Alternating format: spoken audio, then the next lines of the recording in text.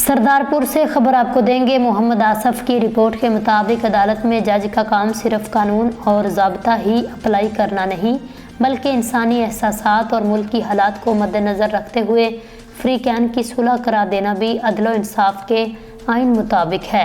आज ही एक मुकदमा मबैन फ्री कैन मजहर हुसैन और साजिद अली, जिसमें मद्दा आलिया का ट्रक मुद्दई ने खरीदा और इसको रकम अदा न कर सका, अदालत में केस कर दिया गया।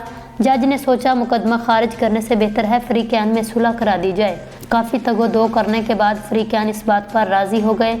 एक मुद्दई जो है वो 3 लाख रुपए नकदी आज ही मद्दा आलिया को देगा। बकिया रकम के लिए चेक अदालत में जमा करा देगा कि वो हर महीने कैश होते रहेंगे। मद्दा आलिया जो कि अपने ट्रक के कागजात मुद्दई को दे देगा।